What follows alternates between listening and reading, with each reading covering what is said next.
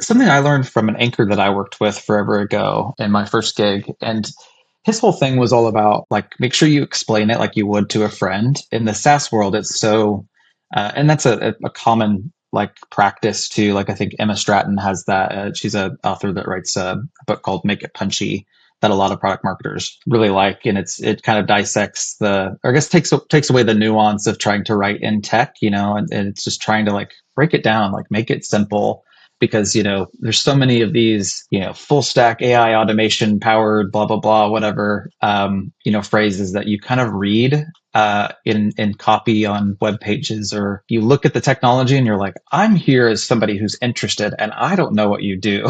And so I felt like in the news it's kind of that whole thing where it's like the actual like target audience we had was read at about a third grade level. That was what we were supposed to write to. Not that they were third grade level smart, but that was like what the target audience, like that's where we kind of the sweet spot of how we would write. That was really like something I would always try to make just, super plain when I could.